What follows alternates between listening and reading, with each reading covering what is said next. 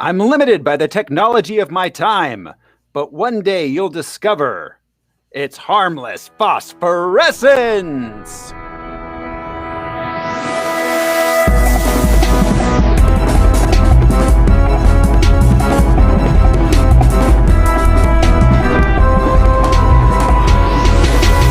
Hello, everybody. This is Thoreau Smiley, and I come from a family of thieves and butchers. Who's joining me this week? I'm Josh CC, and I told you I don't want to join your super secret boy band. It's me. I'm here. Get over it. Move on. I'm Brian Lesh. I'm Alaric Weber, and I'm mind-blowingly duplicitous. And this is Harmless Phosphorescence. It's the podcast where we watch every theatrically released full-length live-action superhero movie ever made. We gather some research into the production and the source material, then we tell you all about it. This program is brought to you by our patrons. We got patrons like executive producers Michael Beckwith and Atticus Burkett. You can be a patron too. All you need is $1. Just $1. That's all it takes. Just go to patreon.com/harmlessentertainment. And you get tons of bonus material. We got monthly movies. And, oh, guys, we got our monthly movie poll is done. Oh, shit. It was super, super close this month. One vote separated it. But Wow. the winner was Face Off. Oh, it was? Oh, man. By one vote, we got It it. had to be Face Off. I voted was- for it twice. It was, well, Al, that put it over then, because it was one vote. I would have loved to have talked about any of them. This was a good, nomination month. Yeah. Men in Black was number 2. Mhm. It was super close. Number 3, only off by like 4 votes, was Fifth Element, and then Devil's Advocate was a pretty distant 4th. But yeah, it was a good month. Good month. So check it out, guys. For the month of May, we are going to be talking about Face Off on our Patreon, and you can head over to patreon.com/harmlessentertainment, and for just $1, you can listen to that and many others. We've done, what have we done? We've done Independence Day, The Martian, Gremlins. The Life of Brian. Yeah, the Gremlins. tons of great ones. Yeah. Yeah, head over there and check it out. But this week on Harmless Phosphorescence, we are going to be watching Iron Man 2.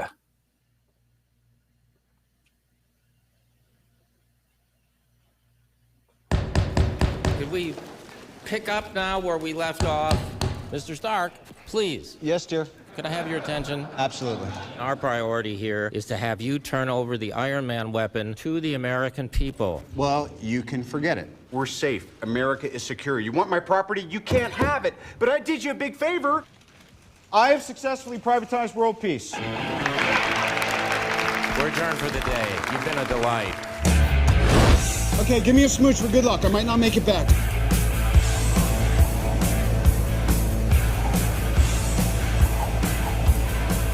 Go get him, boss. You complete me?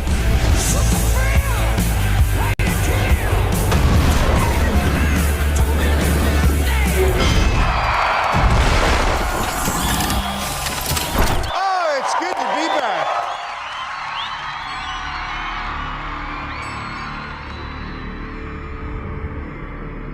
His stack of stolen VCRs. Family of thieves and butchers. And now, like all guilty men, you try to rewrite your own history. And you forget all the lives the Stark family has destroyed. There will be blood in the water, and the sharks will come.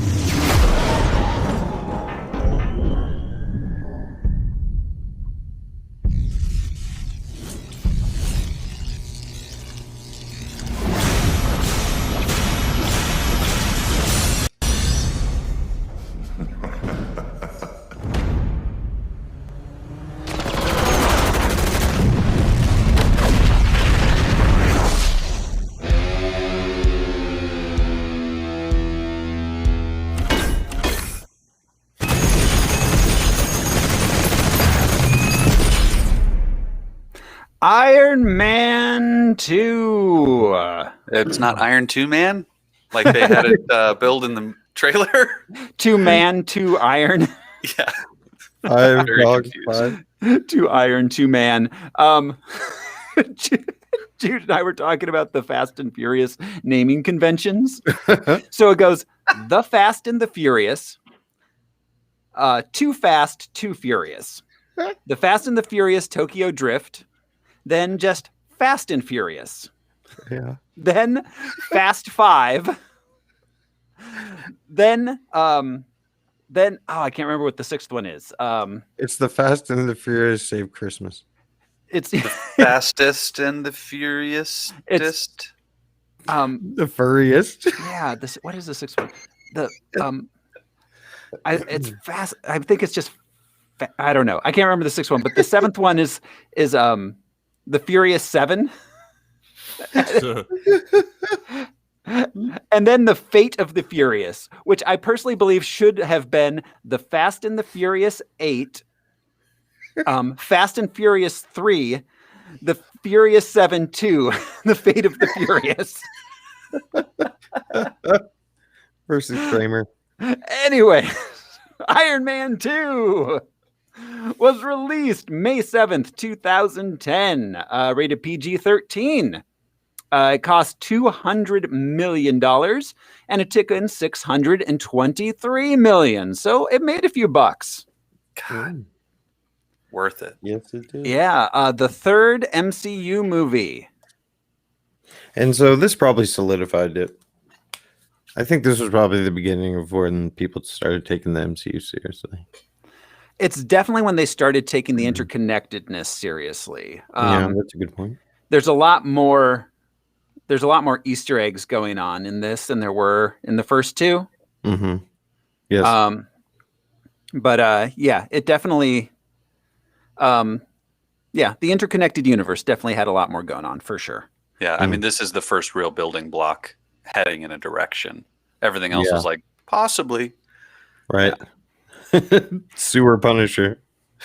Yeah. That wasn't that movie. Yeah, definitely. I mean, because we've got more Nick Fury, we've got Black Widow, we've got references to all 3 of the other big 4 Avengers. So yeah, it was a major building block towards the MCU in general for sure. So guys, I was wondering, would you like to play the box office top 10 game? And how? Does Iron Man piss in his suit? Don't worry, it's processed through the thigh pads. So. Yeah, I was going to make a dude reference to that. Yes. Because he was talking about there's a filtration system you can drink it. Like it's definitely in the thigh pads. You just eject it like a plane does when he's way up in the air. Oh my God, just frozen waste. Yeah, I want to play that game. All right, here we go. Iron Man 2, I'm not even going to make you guess where it opened because, I mean, it clearly opened at number 1. I mean, it's an Iron Man movie. So I won't make you guess that. We'll just jump into the counting down. This is the game where the guys try to guess what movie I'm describing by the description. I read them from Box Office Mojo. I will leave out any proper nouns and such as necessary to hide the identity of the film in question. Well, then we're just doing the top 9. So should we do from 11 down to still keep it a top 10? I'll do number 11 if you want. The top 11. Love the game so much. Number 11 this week. An ecological drama documentary filmed throughout the globe. Part thriller, part meditation on the vanishing wonders of the subaquatic world. I have never heard of this prior. Subaquatic world. It is called not seas, not lakes, not rivers, but estuaries. Oceans. The movie. Al gets it. Oceans. You said Nazis, and I immediately thought you were talking about Nazis. Yeah, that body of water. No. Al gets 7 points for all 7 seas that the sailors sailed. Yar. Yeah, vast. Coming in at number 10 this week. A CIA Special Forces team are betrayed and left for dead by their superiors, galvanizing them to mount an offensive on the CIA. It's the A team. No. Mm. I think this is like a comedy action. Oh. Black Hawk Up. Red Sparrow Sideways. It's called The Losers. Oh. I don't remember it. All right. Oh God. This is a weird week. All right. Coming in at number 9. A look at 1 year in the life of 4 infants from around the world, from Mongolia to Namibia to San Francisco to Tokyo. In a London town of go-go. Babies, the movie? Yes, that's right. It's called Ocean. Babies. Wow, this year we were into... You get one tiny little point. Oh, better than a baby. Oh, God. A little fontanelle. Yeah. Okay, coming in at number 8. Well, we had this already. A funeral ceremony turns into a debacle of exposed family secrets and misplaced bodies. Death at a funeral. Yes, indeed. You get a point at a funeral, Al. To pick it up, you must go to the cemetery and spend the night. You must sit Shiva. Coming in at number 7, Perseus, demigod, son of Zeus, battles the minions of the underworld to stop him from conquering heaven and earth. What are the first few words again? Perseus, demigod, son of Zeus. CPA. The hardest working man in show business. Esquire. This was Clash of the Titans. Mm-hmm. The Titans of business. Yeah. Industry. Damn. Coming in at numbers. Oh yeah, Al, you get I don't know. You get a mechanical owl. Yeah. You get to have sex with a goose. Can I get a 3-headed point? And you do, Al. You get a point with lots of, but if you look at it, you're going to turn to stone. Oh my God, that word for word. That's what I was waiting to say. You look at the point. Coming in at number 6 this week. In the Oregon wilderness, a real estate developer's new housing subdivision faces a unique group of protesters, the local woodland creatures, who don't want their homes disturbed. They went through the proper channels to protest. This stars Brendan Fraser, and it looks like an animatronic raccoon. Do woodland creatures get protection under the Constitution? Right. I don't. Eminent domain, does that? Yeah, like right to assembly. Does that count if you're a gnome or a fairy? This was based on that comic strip. Over the head? No, it's not that one, Al. This is not animated. This is live action. What? All right. It's called Furry Vengeance. Oh, wow. That movie has been remade multiple times in the decades since. A totally different plot. I'm just shocked it didn't star Ice Cube, honestly. They're true. Yeah, in the Oregon wilderness, there was held a slapdash music festival. Coming in at number 5, a woman conceives twins through artificial insemination, then meets the man of her dreams on the very same day. It's just a big day for her, I guess. Well, yeah, what a hell of a break. Was it The Doctor? Starring J-Lo and I don't know who that guy is. It's not McConaughey though. So it's cheaper by the couple. Suspiria? I don't know what these movies are called. Starring Jenny from the Block. The wedding made to plan order. No, it's the backup plan. Oh, the backup. The backup. So, do they ever reveal what the plan B is? Just leaving the kids in a parking lot? Well, I think it's technically Plan B. Plan B is Plan B, Josh. No, but what? All right.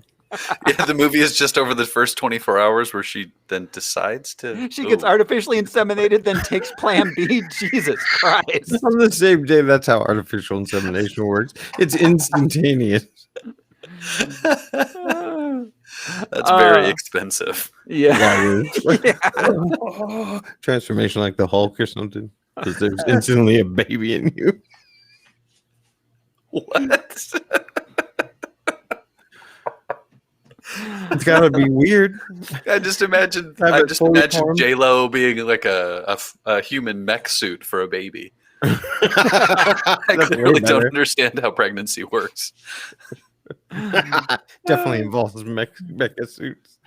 The baby no. is fully sentient upon insemination. Yeah, making the baby involves mecha suits in my experience, but I always dress like a furry raccoon and call Brendan Fraser.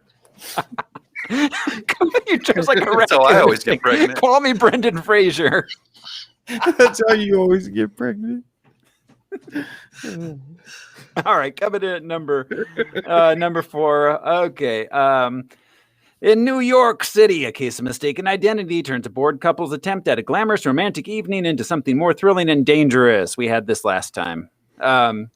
Date night? Yep. With Liz Lemon and Michael Scott. If you start any sentence with Liz Lemon, what follows is instantly 10 times funnier. Even if it's like, Liz Lemon, I want breakfast. Doesn't matter. Totally. Number 3, a hapless young Viking. Oh, yeah. Dragon Slayer or How to Train Your Dragon. Yeah, How to Train Your Dragon in 40 days. What was that? How to lose a dragon. How to lose a dragon in 10 days.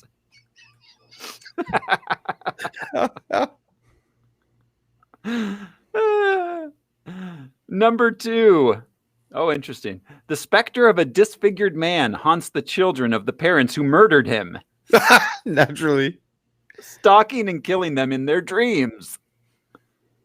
Yeah. Oh, Freddy X. That'd be awesome. A Nightmare on Elm Street, the remake. The remake one, yeah. They did a cold remake of this? They did a straight up remake of it, yeah. And a sequel, I believe. I think so. But yeah, like Zombie has done with Halloween. Yeah. Total new. Yeah. Weird. Yeah. Yeah, it was not great from what I understand. I bet didn't they kept actually the watch sweater it. the same color and everything. People are weird. Yeah, you have to. Why though? Well, and it takes place in or in the present time when it was made. So that means that like these parents set that dude on fire in like 96. Yeah. Well, I mean, yeah. Let's just burn him in a basement. All right. They'll never catch us. Never. It's crazy how much more Wild West the 70s was than the 90s. Yeah. Yes. It's true. Early 70s, just burn that motherfucker. No one will care. Shoot him. I said burn. And of course, at number 1, with the world now aware of his identity as Iron Man, Tony Stark must contend with both his declining health and a vengeful madman with ties to his father's legacy. Yeah. That's true. And that's The Godfather Part 2. If Michael Corleone had a mecha suit, yeah, he would get all the licenses for those casinos in Vegas. You're breaking my heart, Happy. I know it was you. I know it was you. Oh my gosh. Oh man. Oh, that is the box office top 10. That brings us to the character and comic background, Mr. Alaric Weber. Hi, guys. It's your time to shine. All right. So obviously we talked about Tony Stark and Iron Man. in the first one, and Pepper Potts. We skimmed over James Rhodey Rhodes because he played a bit of a bigger part in this one. He first appeared in Iron Man number 118, January of 1979. Cool. He was a combat pilot, shot down in Vietnam. He meets Iron Man in his prototype suit, having just escaped from the Vietnamese prison camp. After fighting their way to safety, Tony Stark visits Rhodes at the base hospital and offers him a job in thanks for helping Iron Man. Al, if I may, I would like to point out that in the comic in which Rhodey and Tony met in the jungles of Vietnam, Rhodey comes across Tony dressed in his full Mark I Iron Man suit. Yes. Wearing a fedora and trench coat. Yeah, that's right. to stay discreet in the jungle. Of course. That's awesome. After the war was over, Rhodes engaged in some mercenary work and then finally accepted Stark's offer, becoming his personal pilot and chief aviation engineer at Stark International and one of Tony's closest friends. He hired his closest friend. Tony can't make friends. Yeah. Yeah. Rhodes, he first donned the Iron Man armor in Iron Man number 170, May of 1983. This was, I believe, during the Demon in a Bottle storyline. It was actually after the official Demon in a Bottle storyline. That ran only during 79, but like the whole Tony being alcoholic went on for quite a few years, so it was up and down. All right. Yeah. But it was during one of Tony's relapses into alcoholism. Stark asked Rhodes to take over as Iron Man. And he fought as Iron Man in the Secret Wars and became a charter member of the West Coast Avengers. Rhodey's stint as Iron Man did not last, as the armor's helmet was tailored to Stark's specific brainwaves. So he got vicious headaches and became more aggressive and rash and whatnot.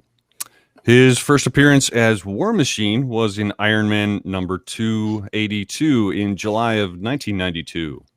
They kind of referenced the headache thing in Tony in Civil War, where, you know, Cap is like, he already made his decision. Tony's like, I have a magnetic headache, basically. And he was all grumpy and shit. Anyways, cool. So in 92, Stark designed the Variable Threat Response Battlesuit Model 16 Mark I, nicknamed War Machine, a more heavily armed armor designed for all-out warfare. After Stark's apparent death, Rhodes was left in control of Stark Enterprises as CEO. Stark also left him a version of War Machine designed specifically for Rhodes to continue the Iron Man legacy. Upon the revelation that news of Stark's death was greatly exaggerated, Tony wanted Rhodey to keep the new suit, as it was made specifically for him, and Rhodey accepted, adopting the name War Machine, so they could fight side by side. A couple of silver spoons. Moving on to Whiplash, which I don't think they call him Whiplash in this movie. There were several versions of the Whiplash character appearing in Marvel Comics as far back as January of '68. This was weird, and I couldn't... Anyway, the Anton Vanko version of Whiplash debuted in Iron Man vs. Whiplash number 1, January of 2010. So, okay, I actually saw a bit about this. Ivan Vanko. Anton Vanko was Ivan's dad. Yes, but in the comics, his name was Anton. They called him Anton. Yeah. So, Whiplash was he was usually just a hired goon, often of Justin Hammer. Yeah. But he didn't exist as this version of Whiplash until the film. Okay. He wasn't a Russian guy. He was just like a New York kind of street level crook. Right. This was Anton Vanko was the 6th version of Whiplash. Oh wow.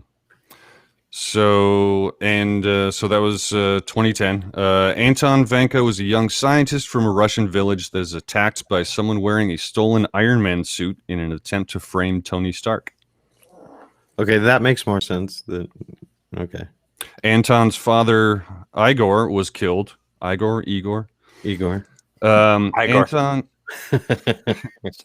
manages to shoot the chest plate off the imposter with a specialized rifle. He then uses the chest plate to reverse engineer an armor suit equipped with energy whips. He vows to kill Stark to avenge his father. Oh, okay. Vanko attacks Stark in the prison where he's being held for his alleged crimes. Stark fights him off with a crude Iron Man suit fashioned from various prison machines and flees to track down the criminal syndicate that framed him. Mm-hmm.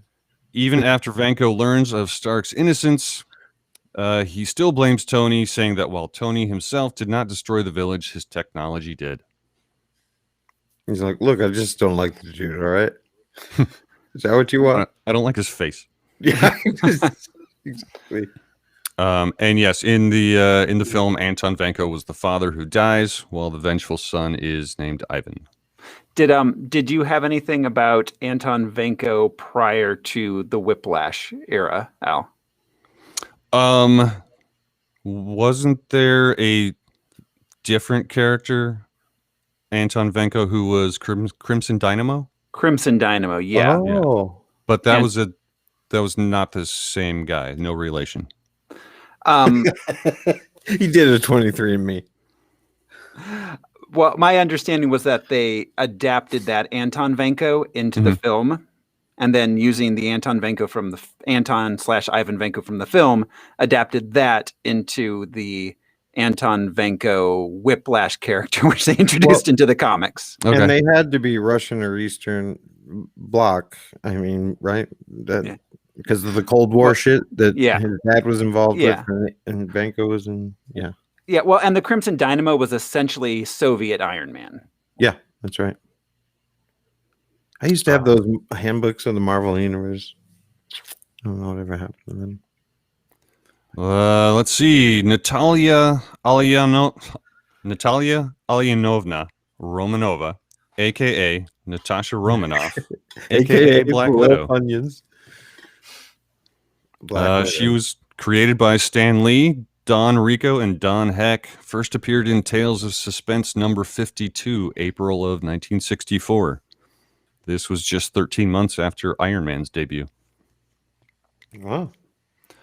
She was introduced as a Russian spy and antagonist to Iron Man, later defected to the U.S., becoming an agent of S.H.I.E.L.D. and a member of the Avengers. Her immune system is enhanced by biotechnology to slow aging and speed healing. Wow. She wears specialized weapons gauntlets that house a grappling hook, gas pellets, explosives, and the Widow's Bite taser. Yeah. And a nail file. And a bottle of Old Harper. And a... Romanoff is an expert tactician, hand-to-hand combatant, and marksman. She is also an accomplished ballerina. Makes a great tuna casserole.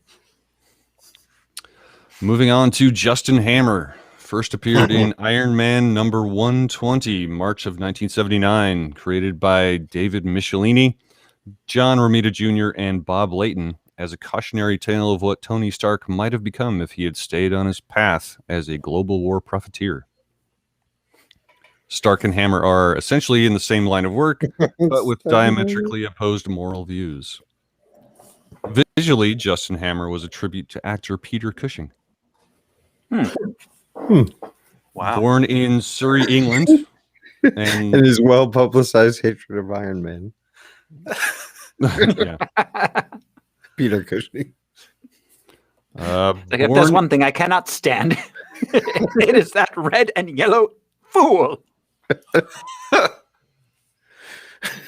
Justin Hammer was born in Surrey, England, and later became a citizen of Monaco. He was a business rival of Tony Stark, who took to financing the criminal exploits of many supervillain enemies of Iron Man, developing and replacing their weaponry and equipment, and paying their bail should they get caught. All of this in exchange for a mere 50% cut of all the crime profits and a contractual obligation to fulfill missions against Hammer's competitors. It's just good business. Yeah. Yeah. It's a good character. He makes sense. You know what I mean? It's like when they sometimes, and they never have fleshed it out in movies or whatever, but when there's someone to challenge Wayne Enterprises, it's interesting. Well, yeah, and this is interesting too because he's such a lame version of Tony Stark. Like he can't even like get the cool like stagemanship down. Can't land a joke. Yeah. Right. Yeah. Billionaire, probably still pays for sex. Yeah, absolutely. Does that cover it for our characters, Al? That's all I know about that. All right. I just briefly wanted to spend a minute on the demon in a bottle plot line. Yeah. Because it does rather famously feature in Iron Man 2. It's not even close to a 1-to-1 retelling. It's just kind of peripheral to the film, but so the demon in the bottle is about Tony Stark's alcoholism, and it kind of kickstarted what became a character trait in him for the next 20 years. It ran from March to November 1979. And basically what happens is one day Tony's attacked out when he's flying around out at sea. So him and Namor, Tony thinks Namor attacked him. So he fights Namor.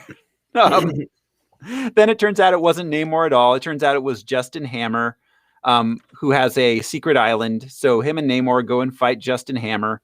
It turns out he's mining vibranium, and he loses his armor and has to fight Justin hand to hand, which isn't a big deal because Justin Hammer's kind of a big pussy. But yeah, exactly. He does at this point. Justin Hammer is employing several street level supervillains. We got Blizzard, the Melter, and Whiplash. So he escapes from Hammer, gets back, and then at this point he finds out that Hammer was hacking into his Iron Man suit. He ends up accidentally murdering a senator. Everybody's like, please, Hammer, don't hurt him. Yeah. Basically, things keep going bad, and he keeps drinking more and more. Eventually, at the end, he's talked down by who is it? It is not a well-known character. Rick Jones. His secretary, Rick Jones. Yeah.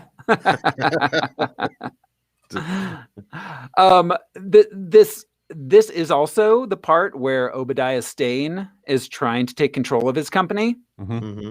So there's some Iron Man 1 in here also in the Demon in the Bottle series. But yeah, basically it ends with him trying to get a hold on his alcoholism, but it doesn't take for a long time. Yeah, it's tough, man. Yeah. So that's the basics of this. Thanks, Al, for the character rundowns there. Brings us to the film itself. It was again directed by Jon Favreau, who directed the first Iron Man. The screenplay was by Justin Theroux. Yeah, Jennifer Aniston's husband, Mr. Jennifer Aniston. That's right. Yeah. I like him a lot. He's written quite a few movies, actually. Tropic Thunder, I think. That's his other big one. Yeah, for sure, that he's known for. Which was right after this, right? Yeah, right. shortly thereafter. Of course, he's probably better known as a. He also wrote Rock of Ages. He's in a comedy called Wanderlust, and he's hilarious in it. Yeah, he was pretty good in The Leftovers. Yeah, he was.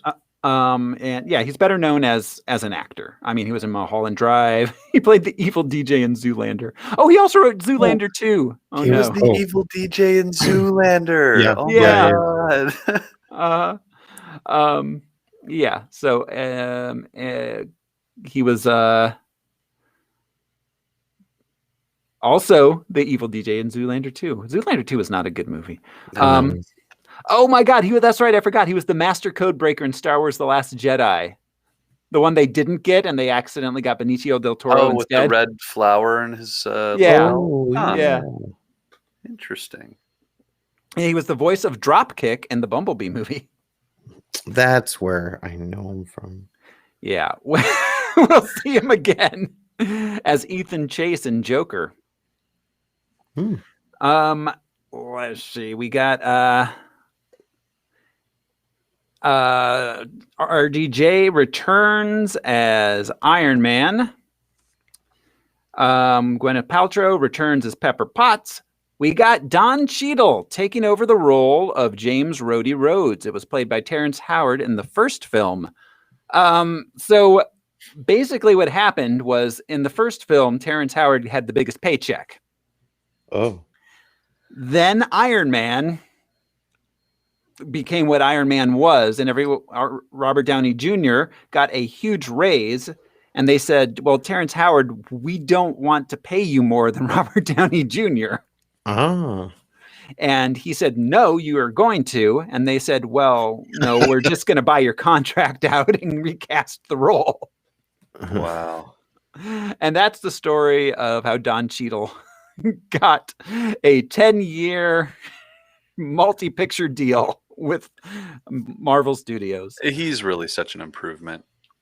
Yeah, absolutely. He fits in a comic book movie much better. Terrence Howard is a real life drama type actor. He was a bad fit for the role. Don Cheadle is way better for this role. Not to malign Terrence Howard. He does some great work, but I don't think that his turn as Rhodes was great. It's totally a bewitched Darren thing. Yeah.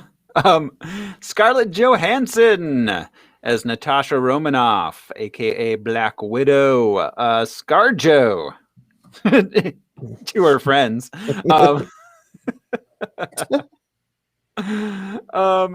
She's got her start as a child actress. As a child, she got her start as a child. Started out as a child. Her first Benjamin Button. Yeah. Her first role was in that movie North with Elijah Wood. Yeah, Frodo. Then she was in a bunch of movies. If Lucy Fell, I remember that one. She was the star of Home Alone 3. She played the Macaulay Culkin role. What? She played Macaulay Culkin? Yeah. As Kevin McAllister. Home Alone. She's taken some controversial roles, but wow. Home Alone 3 is an insane movie. There's like this whole plot where they're not just robbers, they're like international terrorists, and like they're it's insane. Yeah. Die Hard. Yeah. The Home Alone franchise went off the rails. She was in so ScarJo, she was in The Horse Whisperer. Ghost World is where I first noticed her. Yes. I noticed her. Yeah. Eight-Legged Freaks, and of course Lost in Translation. Great movie. Yeah. Girl with the Pearl Earring, that was all right. They mentioned Lost in Translation in this. They kind of pointed at it a little bit. Interesting. Yeah. Then of course, she's Scarlett Johansson. Everyone knows who she is. I don't even need to go any further with her. Now she's Mrs. Colin Jost. Oh, that's right. I forgot about that. And we did already talk about her from The Spirit. Oh, I forgot. You're right. I forgot she was in The Spirit. Damn. Okay. Sam Rockwell. Love him. That dude is crazy. He's one of those guys that's been around for so much longer than people remember. He was he was the head thug in Teenage Mutant Ninja Turtles. We talked about him then. Yeah. Briefly. Just throughout the 90s, he didn't get a name for himself. He was always playing like the third dude. He was the douchebag guard in the Green Mile. He was in Galaxy Quest, Charlie's Angels, Confessions of a Dangerous Mind, and he played Zaphod Beeblebrox in the 2005 Hitchhiker's Guide to the Galaxy. Mm-hmm. He got his Oscar, I believe, from 3 billboards outside of Ebbing, Missouri.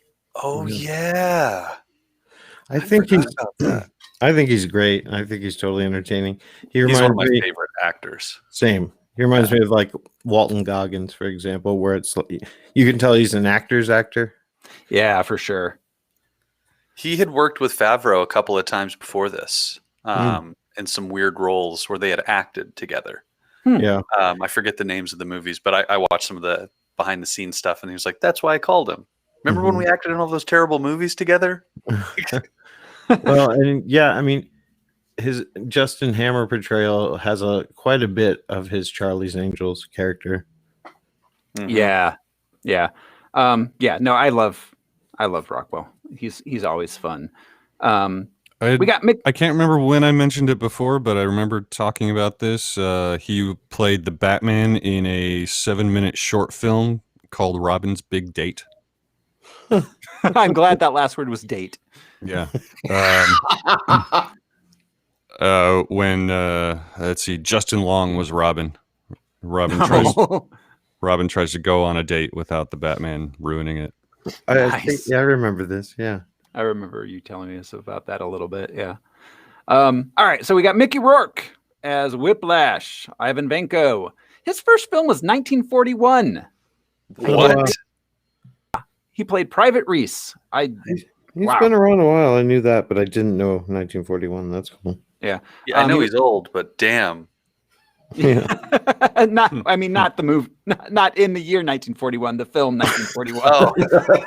He was in 1941. Steven Spielberg's 1941, which was made in 1979. Shit, I still never watched that. Okay. So many people. You got to watch it, man. It is crazy. I forgot you guys had mentioned that a while back. Toshiro Mifune's in it. It's pretty cool. Slim Pickens. Yeah. It's insane. He was in Heaven's Gate, Body Heat, which that movie is crazy. Yeah. Diner, Rumblefish. He was like the 80s guy. 9.5 Weeks. And so he most certainly partied with Robert Downey Jr. Oh, absolutely. Yeah. They definitely knew each other in the 80s when they were both all coked up and crazy. For sure. Yeah, they were. He really, really went downhill at some point in the 90s. And then backed up. Well, yeah, then he came back up, and now looks like he's made out of wax. Yeah, that's weird. But he won something for The Wrestler, right? Or was nominated? He was not. He won. I think he got a Golden Globe. I don't think he got the Oscar, though. I think he was definitely nominated. He's one of those actors that's been around, as long as I noticed actors. And I've always thought I've always liked him, but I was never sure exactly why. Yeah. If that makes any sense. Yeah, no, absolutely. And he actually did some boxing. Oh, so yeah. his face actually legitimately got messed up. So he looks way different than he did in the 80s. Yeah. If you Google pictures of him today, it is wild. He always has a dog. It's rarely the same dog. And he carries a purse, which is rad. But yeah, he's very interesting. He carries a purse. I love that shit. I love that he's a big burly dude who's like, no, I don't want pockets, man. I have more. Yeah, because his pants are always way too tight for pockets. Yes. He is his upper body is like 5 times as wide as his legs are. Yeah. I forgot that he was Marvin Sin City. Oh, that's right. Oh, yep. That's right. Crap. Wow. Okay. We got Sam Jackson rounding out the cast as Nick Fury. Jon Favreau's back as Happy. Clark Gregg is back as Phil Coulson. John Slattery is Howard Stark, Mr. Madman. Perfect. Yeah, Perfect he's great. casting. Yeah, he's perfect as Howard Stark. And Gary Shandling as Senator Stern. May he rest in peace, Gary. Yeah. In the HBO documentary about his life, Judd Apatow made the Zen Diaries. Yes, exactly. Yeah. He talks. Favreau talks about Gary. Like they offered it to him. That's who they wanted to do it. But like how endearing it was because Gary was just so nervous and so like, can we do it again? I want to make sure it's good, kind of thing. He said it was so sweet. Well, and that whole sequence is improv. That makes sense. Yeah. Like everything that Gary did was, they just let him riff. That's perfect. That's totally awesome. seemed, he pulled off asshole chair or committee chair so well. So much of these movies is improvised, but that scene in particular, that blew my mind because it came off so naturalistic, feeling. Oh, yeah. The yes, dear thing. Yeah. You can't have it. God, yeah, Shandling and Robert Downey Jr. riffing off each other was probably the best part of the movie in a lot of ways. Yeah, Fuck you, buddy. Exactly. Fuck you. Yeah, the medal scene at the end, pinning the medals on. Yeah. Yeah, Gary. Love Gary. Yeah. One of my favorite things from the like extra footage is there's a shot where they're in Monaco. And I don't think they're actually in Monaco. They're in LA probably doing the test stuff for the shots of Whiplash getting hit by the car where he whips the car in half. But it's Gary. He's like, I must have read the wrong page on the script. I don't know what I'm doing here. Why do you keep hitting me with this car? And he's just in his like civilian clothes. It was the funniest thing. It made me laugh so hard. Our producer, one of our producers, Jojo Birdstree, his aunt Bernadette was on the Gary Shandling show. Oh, that's awesome. And she's married to George Wendt, incidentally. But well, yeah, and Gary Shandling lived in Tucson. That's right. Went to the U of A. Yeah. Really? Yeah. Wow. I heard he was a big sweetheart. That everybody generally loved the guy. Like there was no. Yeah. His younger brother had a condition. I can't remember if it was respiratory or whatever, but it was a situation where like the dry air west would be better. So yeah, he moved here when he was like 4 until he was an adult. Yeah. So we got a few cameos. Elon Musk showed up. That's weird. I know. But he wasn't all fat and stoned. Christiane Amanpour, Bill O'Reilly, Adam Goldstein as the DJ, guys. DJ AM. Yeah, DJ AM. Then we also have Kate Mara and Olivia Munn in like these weird tiny cameo roles. Mm-hmm. We see Leslie Bibb again, and she's actually Sam Rockwell's wife. Yeah. Oh, that's right. Yeah. I forgot they're married. Yeah. That rounds out our production there. This movie has 72% on Rotten Tomatoes. All right. And then I just have one Rotten Tomatoes review to read. Owen writes, "Can we please, for the love of God, stop pretending this is a bad movie?" I went a little Mulaney there. I'm sorry. All I can stand and I can't stand no more. I am right there with him. Yeah. I love this movie. It's true. Yeah. I'm torn on it. There's a lot great here. I think its reputation isn't maybe quite what it deserves, but I have some unresolved questions for sure. Oh, I have some questions, but I don't think they affect the movie itself. They're larger Marvel Universe MCU. Oh, I don't have a lot of MCU questions. I have a lot of movie specific questions. Interesting. I'm curious. Andrea just sent a great comment for our listeners. She calls it Favreau burgers. It is. It is. Burgers. So all right, guys, that brings us to it. Are we ready to jump into the movie? Yes. I want my bird. You complete me. My bird. Yeah. You could. Which is funny to say from a guy who wears armor. Right. His complete armor. Here we go. This is Iron Man 2. We open in Russia. On TV, Tony Stark is announcing to the world that he is Iron Man. We meet an old Russian guy named Anton Venko. He dies. Yeah. His son... And is it just me, or does he seem like he's perhaps at the appropriate age to be sick and dying? I know radiation was involved, they sort of alluded to, but his need for vengeance and his raw, it's just like, my father died at an appropriate time. Die. Yeah, he was pretty old because Mickey Rourke's not, because Ivan's not a young man himself. Yeah, you look at Mickey Rourke. He had me when he was 15. He's like, I'm 25 years old. I assume that he had just had a hard life in Russia. Yeah, he has reasons to hate the Starks, but it's just funny that it's just I don't know. No, his father didn't really suffer an early death. The life itself nefarious. Yeah. If things had gone different, he would have died in the lap of luxury. Yeah, in a softer bed, surrounded by cockatiels. So many cockatiels. Russian cockatiels. Yeah. All right, so Ivan mourns, then he begins carrying on his father's work, which seems to be connected to Stark Industries. Yeah. Darth Vader, Revenge of the Sith. No! And then we fade to the Stark. He's like, listen, I screamed. Yeah. And now I do science. And I loved his reveal. It was a corner doorway reveal. He turns around. We've seen hat reveals and shit. He's just like, I'm standing in this corner. Well, okay, so that was funny because he was just like leaning up against a door the whole time. He's like, my dad's dying. I'm just going to hang out here next to the door. Right. It's like, I'm not a doctor. Yeah, I have an electrical engineering degree. The hell am I supposed to do? I'm waiting for Uber Eats.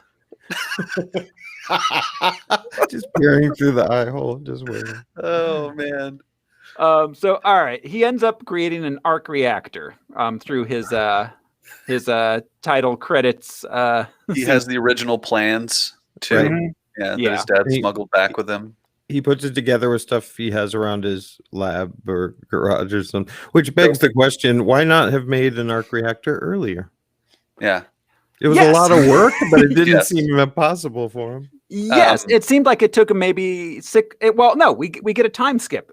Maybe weeks, right? 6 months. 6 months tops. So, but he was able to. So it's like, why not previously? Yeah. Motivation, I guess. I guess. Maybe seeing it on Tony Stark made all the difference. It was a oh no you didn't moment. Yeah. Not you stole that from my daddy. Nuh-uh.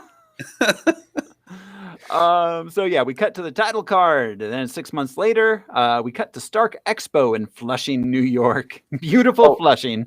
I wanted to say about the Vanko thing. The shots, they mirrored the shots from Iron Man 1, almost shot for shot. Yeah, over the shoulder and like the little hand motions and stuff. The cave shots, yeah, very much, showing that they were mirror image of each other. Ivan Vanko built this with a crate full of scraps in a Russian apartment with only a cockatiel as his assistant. I wish he'd made the cockatiel a tiny little Iron Man suit. Oh my god! A note that I came across: the tattoos and the metal teeth, and the cockatoo were all Mickey Rourke's ideas, and he actually paid his own money to get that in the movie. He thought it would humanize the character. Having the cockatoo. Wait. To the bird. The quirks. They made him pay for his own cockatoo. Look, we don't have bird money. Like Downey's getting all of the bird money. He's like, I want an owl. Mickey Rourke's like, God damn it. You can't handle the owl. Okay, sorry. You said no birds. So Tony flies in to Stark Expo. It's the big opening thing. He takes the stage to the adoring crowd. I liked how for a second we almost think he's dropping into a war zone. Yeah. He gets hit by one of the fireworks on the way down. Right. Yes. There was a deleted scene of this where he is having a full-blown throwing up in the toilet panic attack. Mm. And then Pepper walks in and talks him into jumping. And that's like in the trailer, we see the scene where she kisses the helmet. That's not in the actual movie. But after having just thrown up, he asks her a kiss for good luck. Again, beating a horse, but the vomit is processed in his suit. The thigh pads. But yeah, it made me think like, damn, how much PTSD were they trying to put on Tony before anything even really happened? Right. Yeah. But yeah, he was just stressed about talking to the crowd, which was funny. But he had that Tony Stark bravado that's trademarked to him. But you contrast that again with Civil War a little. Is it Civil War? Yes. Where he has another sort of expo type thing and then gives everybody a grant. Yeah. It's just in contrast to the like showmanship, badassedness, and more, like, oh, I'm recognizing other people have lives and stakes. Interesting. They do the evolution well. Yeah. Yeah. No, they do. No, throughout these movies, Tony's arc is great. I'm glad they cut really the stress about that because it shows him developing in other ways instead of just being weird. Yeah. Right. So, and also, there's, at first I was wondering how long this expo was going on.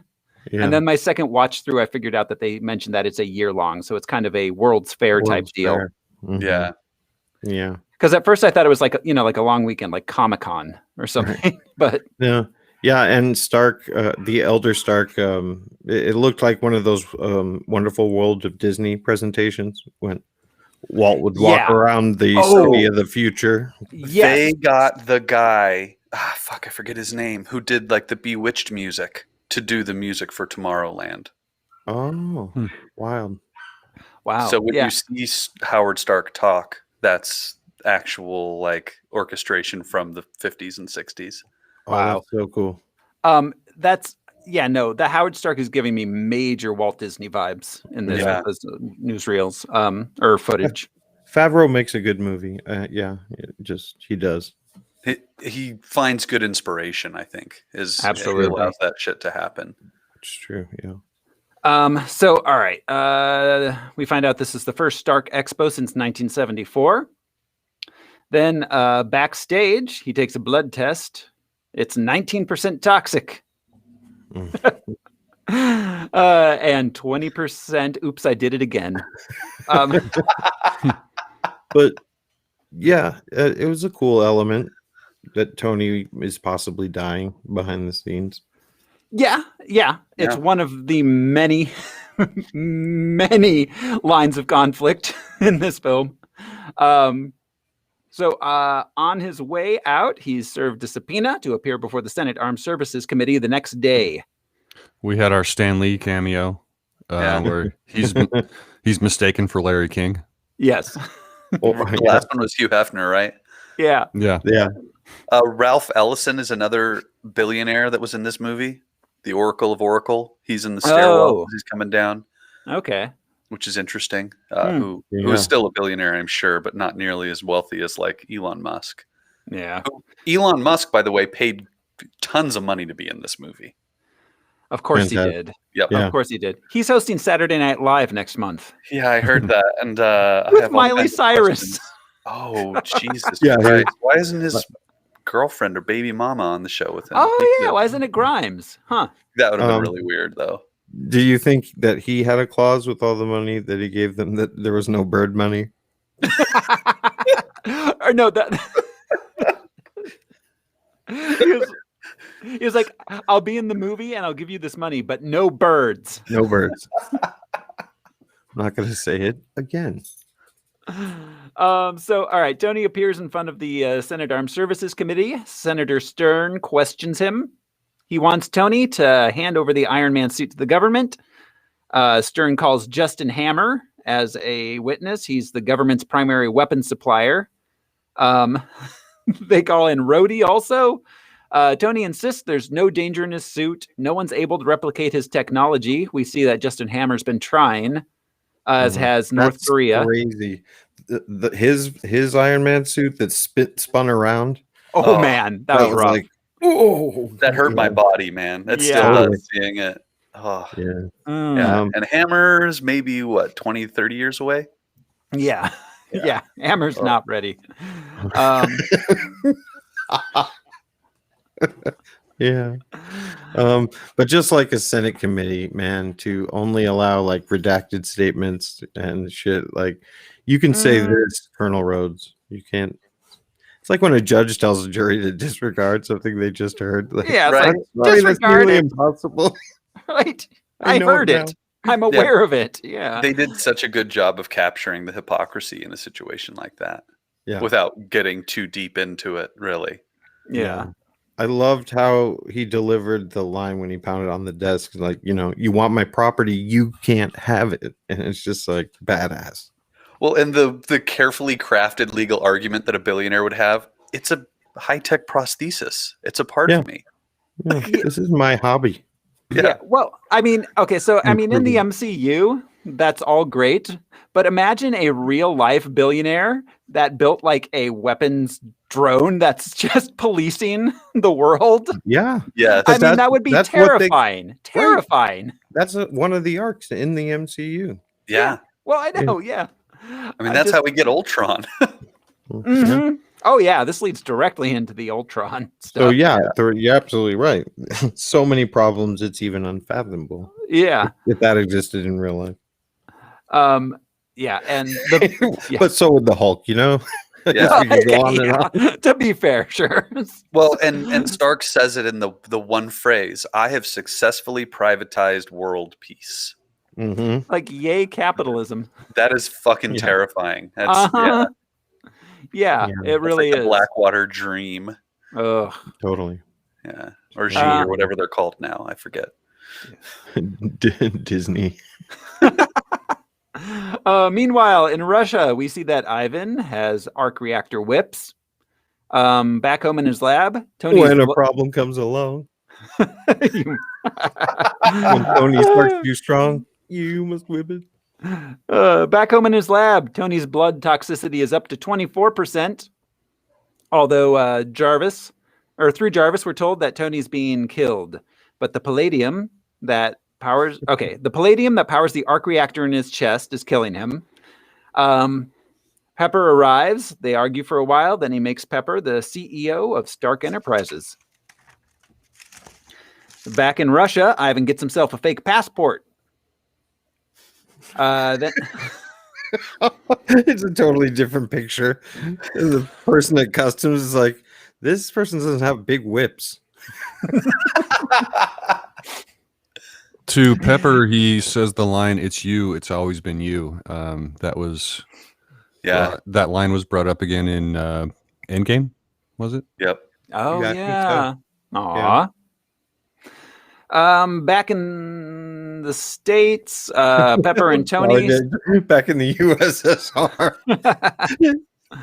Because we keep going back there. We do. Pepper and Tony sign the paperwork while Tony and Happy are boxing. We meet Natalie. Yeah. Natalie Rushman, who modeled in Tokyo. Yeah. That's the thing. Yeah. She modeled in Tokyo. Well, that's her best alias. Well, no, I think it's funny that Shield was basically like, I don't know, put some some pictures up of her in underwear. Tony won't look any further. True.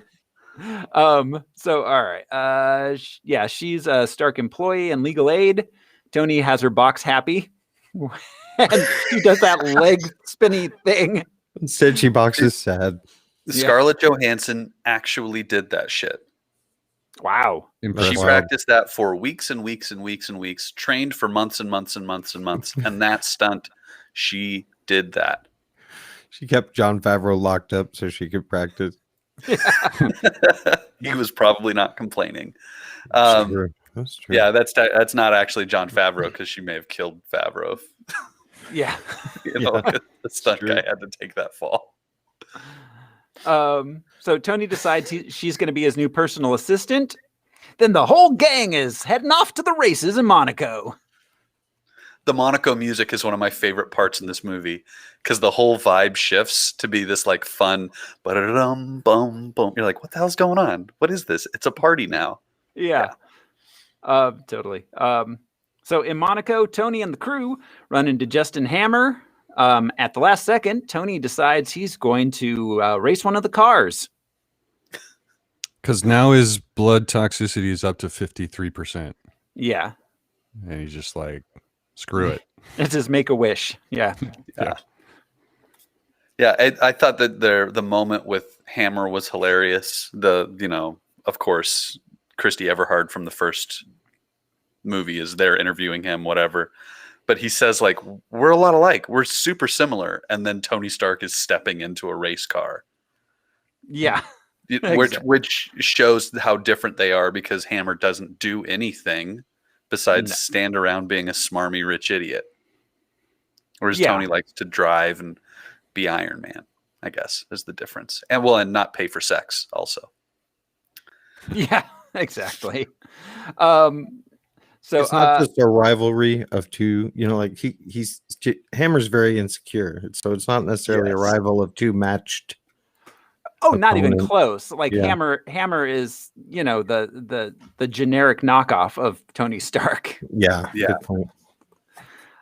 So partway through the race, Ivan, disguised as a crew member, attacks Tony with his whips. It's a cool scene. It is. And real cars exploding. Yeah. Mm-hmm. Oh, that was real cars? Yeah. Wow. Yeah. Nice. Sweet. Happy, Natalie and Pepper. Wait, was Natalie in the car? I don't remember. That sounds like a child's British cartoon. Natalie and Pepper. And Happy. Yeah. Happy, Natalie and Pepper rush to the tree where the old wise owl told them. It's literally Peppa Pig. So they rush to the track with Tony's briefcase Iron Man suit. He suits up and with the help of Happy doing some hit and run, not without the running, he takes down Ivan, who is then arrested by the French police. Laughing maniacally. Yeah. Love it. Yeah, laughing that he won. Yeah, he's like, Tony lost. You lose. Yeah. Tony visits Ivan. I'm sorry to interrupt you. It did kind of lose, even if he didn't kill Stark. It showed the world that it is possible. We saw all the failed attempts, but he's like, I have an arc reactor just like him. That genie is out of the bottle. Yeah, you're not numero uno. Yeah, well, and that's what he tells Tony. Like, if you can make God bleed, then right. Yeah, I will mix my metaphors, and there is blood in the water. That's why Well, it's interesting because the first thing that Tony does, he pulls the arc reactor out, shuts down the suit, and looks at it. It's just like, fuck. Right. Exactly. That's how he loses. Yeah. So, all right. Ivan insults Tony's family when Tony visits him in jail, then reveals he knows. Your mama's so fat. Tony Stark speaks French. That's yeah. Yeah. He is conversing with the cops in French. Yeah. Mm-hmm. I mean, it makes sense. Yeah. Boarding schools. He reveals he knows that Tony's dying from palladium poisoning. Tony leaves and heads back home. How does he know that? I just assume he knows that palladium would poison you, and he knows how the arc reactor has to be powered, so he knows that it's in his body. Yeah, I guess, and he doesn't have it in his body, so he doesn't have that issue. But it's just a weird, the palladium, huh? Yeah. What? This took me months to figure out. Yeah. At first, I was kicked out of the palladium. All right. So, Ivan gets busted out of jail with an exploding potato. They fake his death. He gets ushered in to meet Justin Hammer, who offers him a deal. He wants Ivan to create an arc reactor. Arc reactor suits. Ivan wants his bird. So other than like being able to work for him, I'm not sure really what Ivan was getting out of it. I assume money, but it was never really discussed. I think money and freedom. Sorry, Yeah, Revenge. freedom. He saved his life. Yeah, well, yeah. Yeah. I mean, revenge. well, yeah. he saved him Yeah. from being in jail the rest of his life. My favorite part of this is Vanko is speaking Russian to Hammer Yeah. multiple points. And the broken English. And his broken English, and he eventually just speaks perfect English. And he was speaking so eloquently to Tony back in the Yeah. jail. He's playing dumb. Yeah. But He's fucking with Justin Hammer is what he's doing. Yeah. Yeah. Favreau didn't have Russian lines written for him. And I guess, oh God, what's his name? The Mickey wrestler, Mickey Rourke, kept asking, what do you want me to say in Russian? And Mickey Rourke did all this extra legwork to figure out what he should be saying in Russian. So he's saying a bunch of cryptic parables to him every time that he says something. Yeah, he's like saying a layer of something thoughtful. That's cool. Man, he's so bird money and doesn't even know it. At home, Rhodey visits Tony, telling him that because of Ivan having Tony's technology, the government wants to come take Tony's suits away. Exactly. He reveals to Tony that he's dying from Tony reveals to Rhodey that he's dying from the palladium in his chest. Ivan and Hammer arrive at his facility in Queens. Ivan immediately gets to work on some suits Justin has. We also see that he's a master computer hacker. Mm-hmm.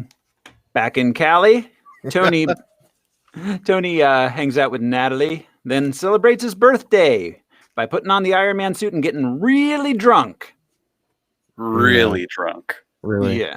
Really, really drunk. This is the only scene that's like really touches on the demon in a bottle.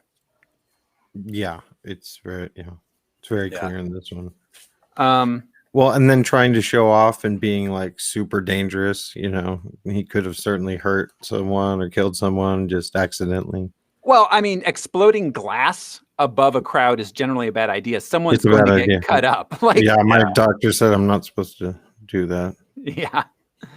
The watermelon is another story, I guess.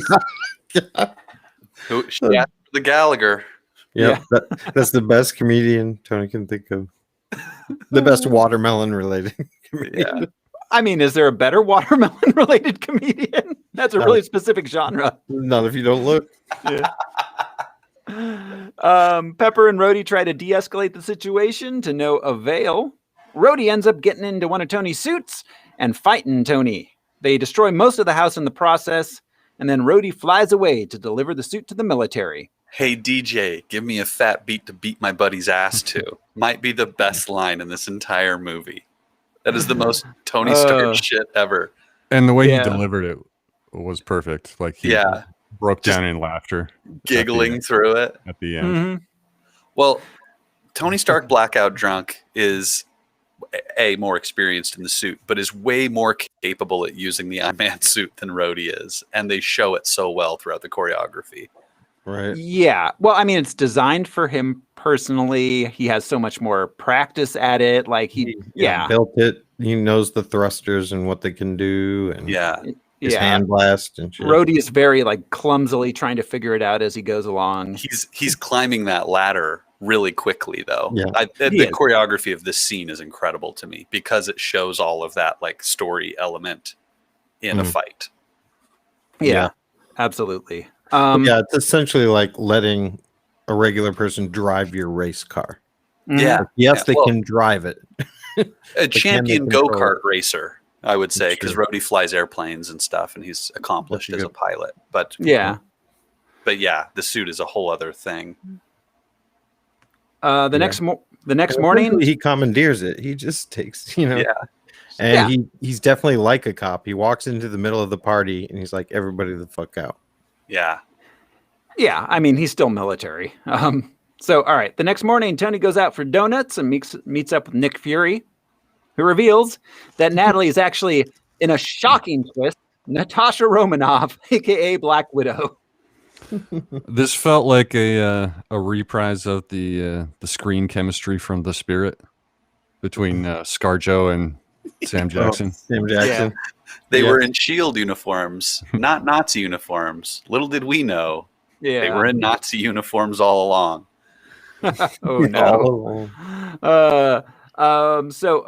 Let's see. We learned that Tony allowed Rhodey to take his suit. Nick Fury has stuff to deal with in the Southwest region, and he gives Tony a shot that helps delay the effects of the palladium.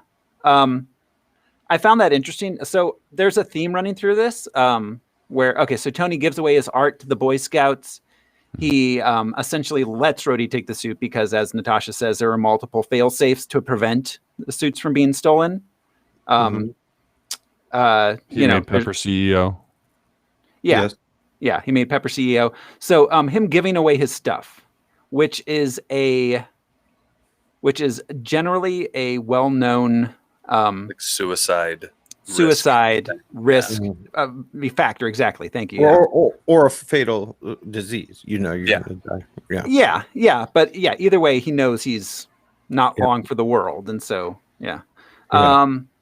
Let's see. In Queens, we see that Ivan isn't making suits for Hammer. He's making drones. Drones better. Drones better. This is not my bird. Yeah. It's a bird. I want my bird. It's a good bird. It's a good bird. We brought it all the way from Russia. It's a good, solid bird. Yeah, exactly. They had it shipped. Yeah, right.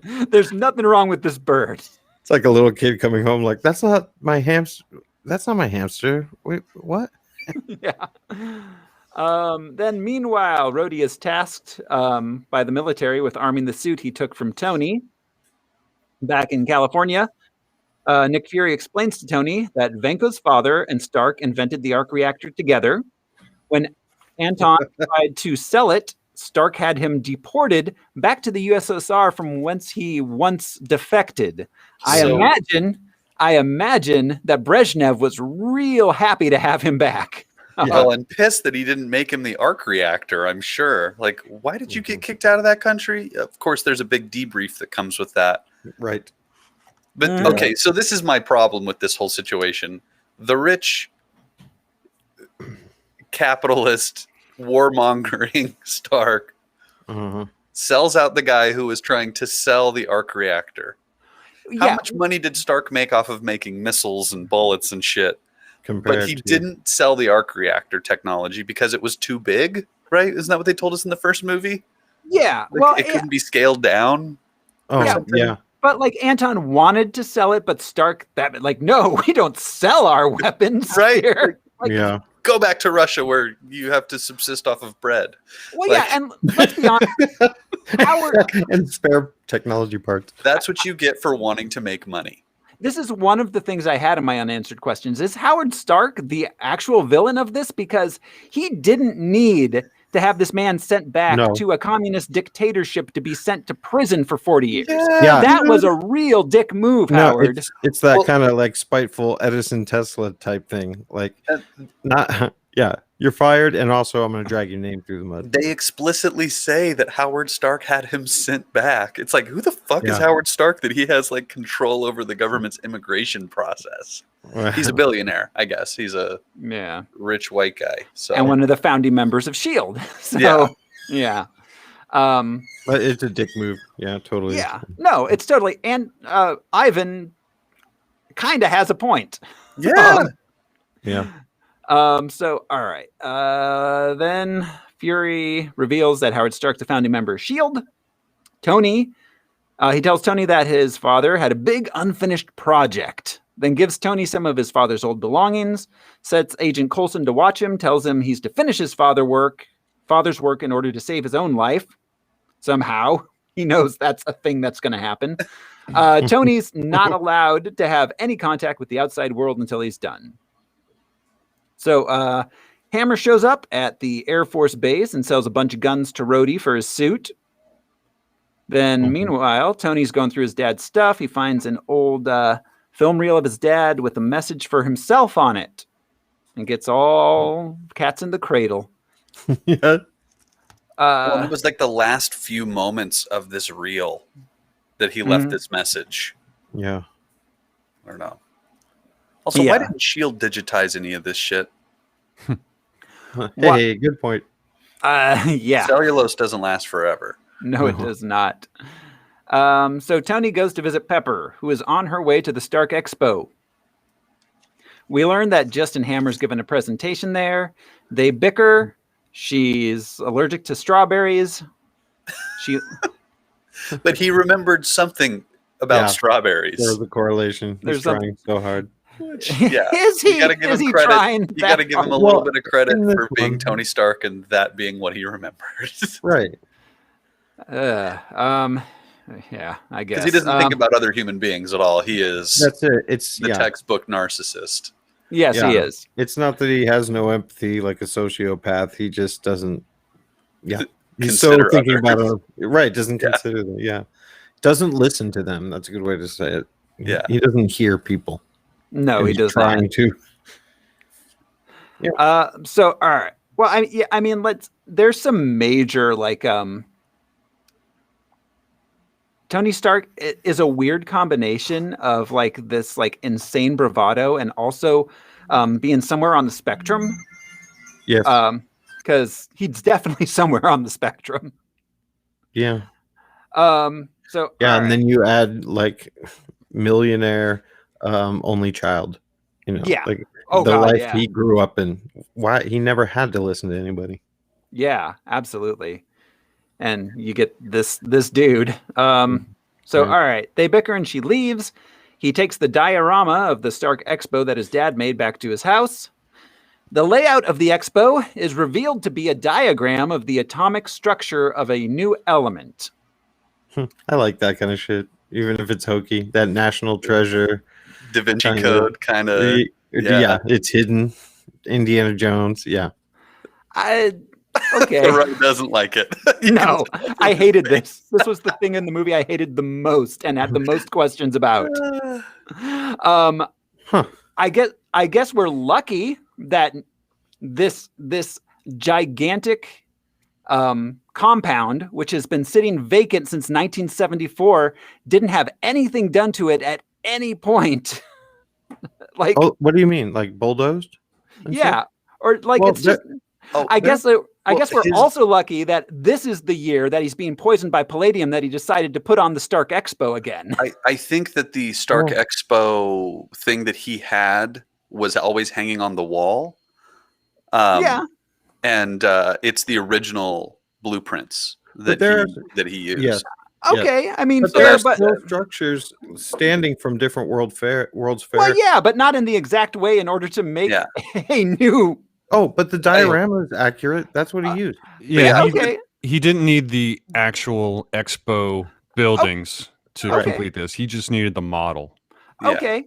Yeah. Okay. I mean, fair, but also like, why, Howard? Why not put it in a safe that your son can access when it needs to? Because his idea, and he even says, is like, I can't do this now in my time. Okay. But you will be able to one day. And I guess his idea was like, once you figure this out, it must be the right time because you'll need it. Once you figure out that I hide things in architecture? It just seems dumb. Nobody does that. Nobody does that. Like, why wouldn't he put the like the plans to it or a newsreel or something in like a safe for Tony when he's old enough? Like that can be stolen. Well, he didn't know what the future would hold. But he knew Hydra was out there. Sight kind of thing. It makes me think of Da Vinci Code. It made me think of Da Vinci Code a lot watching this sequence because Da Vinci supposedly hid a bunch of clues in plain sight and no one has been able to decipher them. And like Indiana, too, it's a different. No. It's one thing if he was hiding his life's work from the public in plain sight in the hopes that somebody somewhere someday might figure it out. But he specifically wanted Tony to do it. Yeah. Which. He thought his son would be brilliant enough too. Because he knew his son would be brilliant enough because his son was a genius at like 4. Well, anyways, it would be a lot more boring film-wise if he just opened a safe. It was interesting to see that reconstruction technology, and him being able to move the map. Like Al said, the actual layout in present day doesn't matter. he needed the model. I don't know. I thought it was more interesting than opening a safe. Well, sure, it was more interesting. It just, I feel like it doesn't make a lot of logical sense. It seems really dumb to me. Seems opposite to me. The box, though, to consider the safe aspect of it, the box itself was sealed. It had like red tape on it, so I assume like when you get a shipping container, like that was like a sealed thing that even Shield hadn't opened themselves, which is why it wasn't digitized like I had asked. Well, yeah, they knew it was meant for Tony, and Nick had been watching Tony and hadn't thought he was ready, and now it was do or die. So give him the clues. I think that it was all born out of a conversation between Howard Stark and Nick Fury at some point in the 80s or 70s. Yeah, I think so. So if Tony ever has to put an arc reactor in his chest and is about to die of palladium poisoning, make sure he gets the plans to Stark Expo 1974. Well, I don't think that it was necessarily about him saving his life. I think that it was more about using the arc reactor itself, like developing the arc reactor. There's no way that he could have foreseen that he would have an arc reactor in his chest, but it was the new element aspect. Yeah. Yeah, I get that. Like, it's all. I can't do this in my time. You're gonna have to take over. Right, and if you can figure this out, you will be ready. You're at the point where I get the conceits. I just don't think they're good conceits. Let's move on. Comic book movie. I mean, if we can accept. No, I liked. There were a lot of conceits in a lot of comic book movies we've seen that like I accept and like that I think make a ton more sense than this. All right. The first Iron Man in particular had a lot of stuff that I thought was way better. Better? Yeah. Sure. Okay.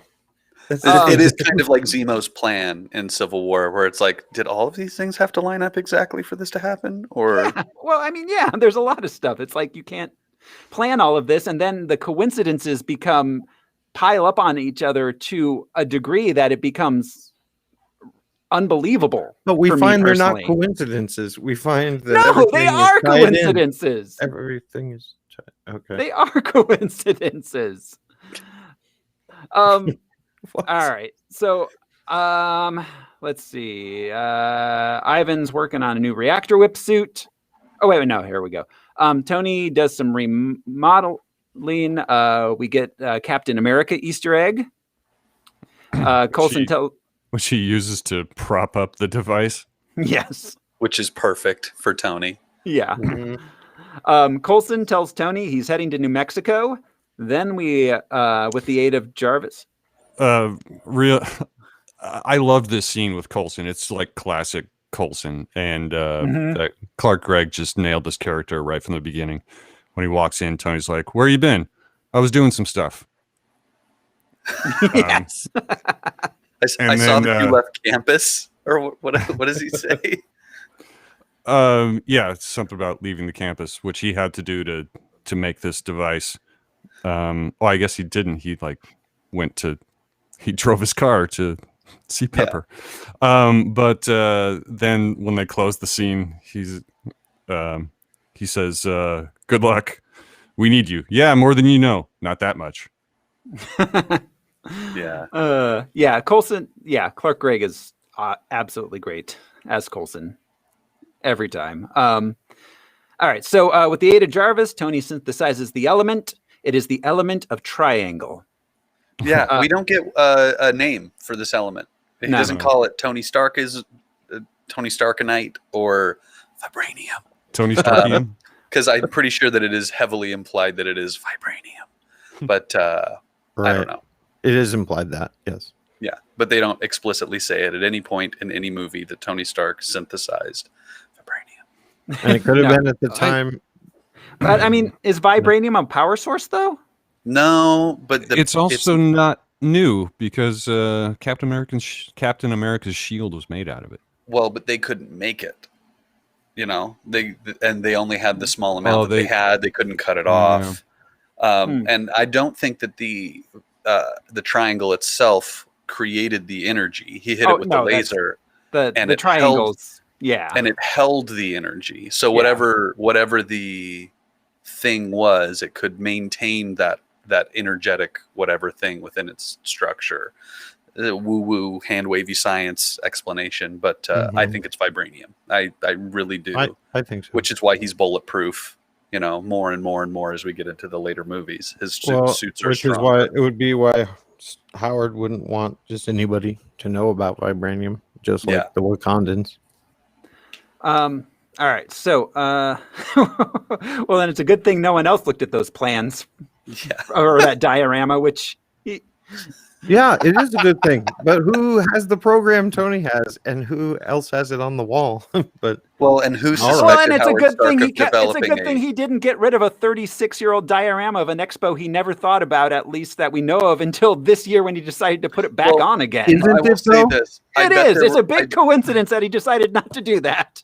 I bet there were paper plans still floating around, but he is a very visual, tactile person. That's what Mickey Rourke used. Yeah. Well, he didn't have the vibranium breakdown, but there were plans made. Well, no, he had plans for the arc reactor, not for the element itself. Yes, he did, because we were talking about the diorama he set up and how stupid. Mickey is. Mickey not Mickey Mickey Rourke didn't have I the thought we were plan. talking about Howard. I thought we were still talking about. All right, so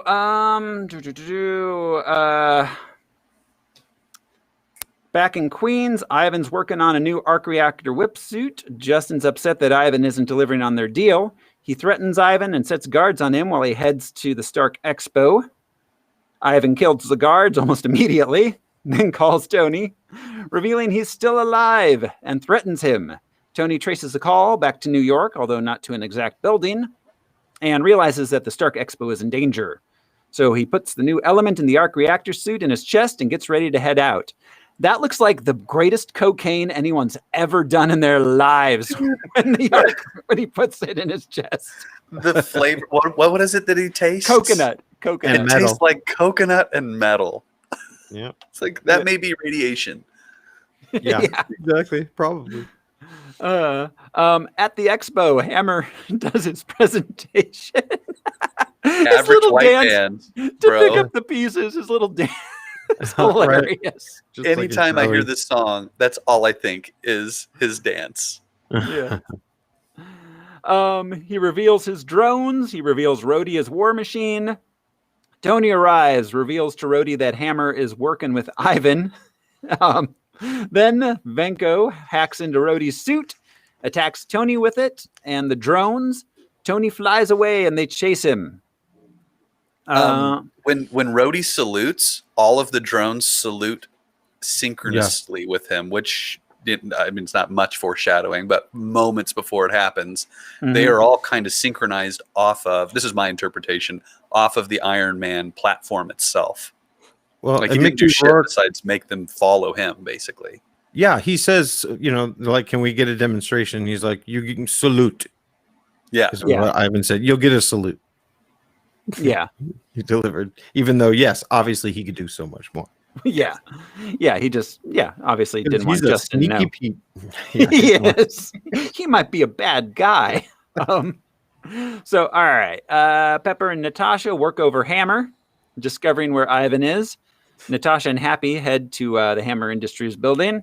Pepper calls the NYPD on Hammer. She calls the cops on this man. She doesn't call Phil Coulson. She's like, can I get a squad car down here? I've got this like multi-billion-dollar like not total even theft. Like this is like state terrorism. What are the local cops arresting him for exactly? What a Karen move. Yeah, I'm just gonna call the cops. Like, no, call Nick Fury, lady. Yeah. So Tony saves a kid in an Iron Man mask. That has been revealed by Kevin Feige to be Peter Parker. They're in Queens. Great job, kid. Yep. Calls him kid. Exactly. Yeah. And he grows up to sort of worship Tony Stark. So the mask and him being there makes sense. It's all not connected. Not worship, but look up to. Yeah. Yeah. Still bothers me a little bit. Yeah, because it feels like an after. It is a retcon. Yeah, exactly. Retcon. At the time, that was not it. Yeah. So, all right. Happy and Natasha arrive at Hammer's facility. Natasha takes out the guards. Happy's so proud of himself for getting the one guy. She fights 12 guys. I love at the end of his fight with the guy, I got him. And then he Yep. looks down the hallway to see. The first maneuver where she zips the two guys and like pulls the guy's head down as she's punching the other guy. She did that shit too. That's another like actual Scarlett Johansson did the stunt maneuver. That's It's badass. incredible. Good for Yeah, him. it is.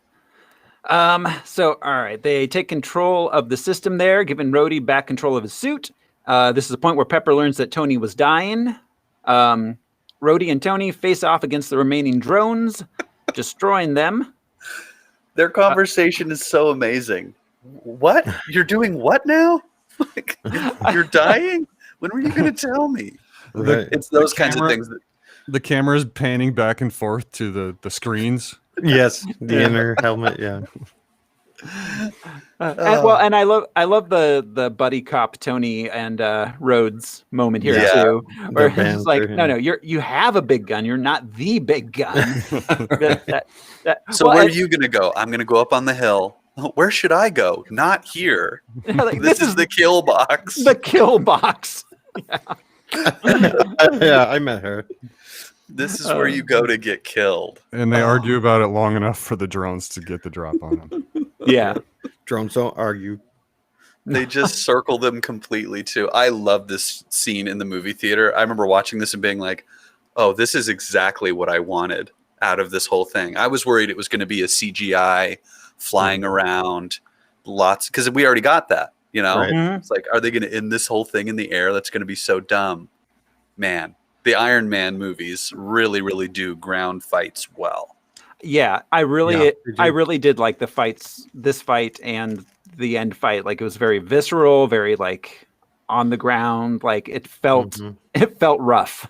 Yeah, it felt like there were stakes too. Yeah. Yeah. So all right. Let's see. Hammer gets arrested. Pepper oversees the evacuation of the park. She's going to stay there until she's sure everyone else is gone. Ivan shows up in a new suit and faces off against Tony and Rhodey. They eventually take him down by crossing the streams. The ex-wife bunker buster gag was awesome. So did that fail because Mickey Rourke, Whiplash, sabotaged it? Or did that just fail because Hammer is inept? Yes. I think, yeah. Because he Hammer's confidently took that shot and was like, I think he confidently took the shot because he knows how inept Hammer is. Right. yeah. God, it's even This better. was the only thing in the movie where the special effects were a little weird. Was the like heads? Oh the heads put on after the fact. Yeah. It was a little bit Shark Boy and Lava Girl George Lopez's head. Or those old like TikTok videos where you could make it yourself, like as elves as a card, or God, do you know what I mean? You put your head on whatever dancing animation they have, and they turn like. It reminded me of that. Nobody can see that except our one person. All right, so the drones are rigged to self-destruct. Ivan sets them off before he dies. Tony races, grabs Pepper just as they blow. On a rooftop, they make up and kiss. Rhodey tells Tony he's keeping the suit and flies away. Rhodey is there on the same rooftop. It's such a dumb joke, but it works so well. I was here first. Get a roof. Get a roof. Get a roof. The timing is so well done in that laugh. Well, and the way he's just sitting there so casual. Like, yeah. Yeah. Well, it's like when you had to go with your buddy to his girlfriend's house for one reason or another. And they're just doing that, and you're just like, ugh. Yeah. I watch them make out. Like, because I don't have a ride. Yeah, we're like, what's on? Jerry Springer? All right. Yeah. All right. So sometime later, Tony meets with Nick Fury. Natasha recommended Iron Man for the Avengers, but not Tony. So Nick only wants to use him as a consultant. Tony reluctantly agrees. Then in Washington, Tony and Rhodey are being honored. Senator Stern is forced to do the honors and give him the medals. Because he asked Fury for the favor, the one favor. This is the first day of Fury's big week. Yes. which is a real thing in the comics. It leads up to the Avengers. This is all 1 week before the Avengers movie. Yeah. Right. Yeah. Fury's Day out. Yeah. So we get Thor in the desert. Yeah. And then we get post credits. Yeah. Captain America and all that stuff too. But yeah, all these things lead up to that. So it's kind of neat to be like narrowing in on the Marvel universe already. Good point. So like a week later, Natasha's looking for Banner or has found Banner. Yeah, exactly. Well, because cool. okay, so all right. In the after credit sequence, Agent Coulson arrives in New Mexico. There's a crater, and in the middle of it is a hammer, a big hammer. Not a Justin hammer. Not a Justin hammer. No. Pick up the pieces, plays in the background. He's just dancing. I got a hammer. I want my hammer. So there were two things in that end scene with Nick Fury I wanted to mention real fast. We briefly see a news report from the college where the Incredible Hulk was having that thing. It's the same news footage as we saw in the Incredible Hulk. So the Incredible Hulk is taking place concurrently at the time that Tony's meeting with Nick Fury. Which makes sense because, Natasha is sent to go find him. So that's interesting.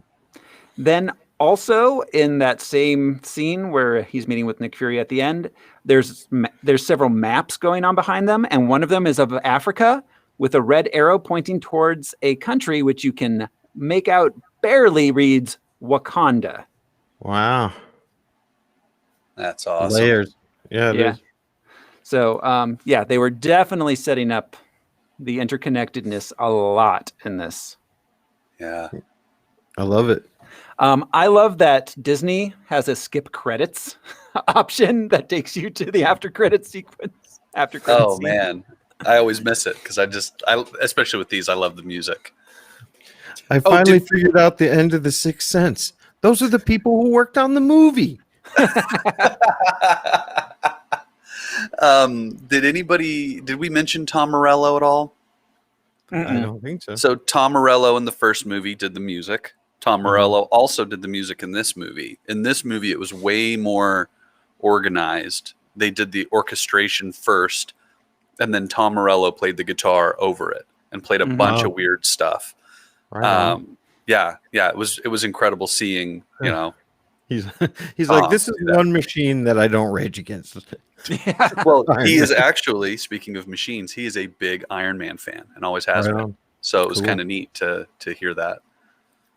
That's awesome. But yeah, incredible musician. And you can feel the electric guitar throughout the whole thing. It just works. Mm-hmm. Yeah. The score is great. So, all right. Yeah, that's the movie. All right.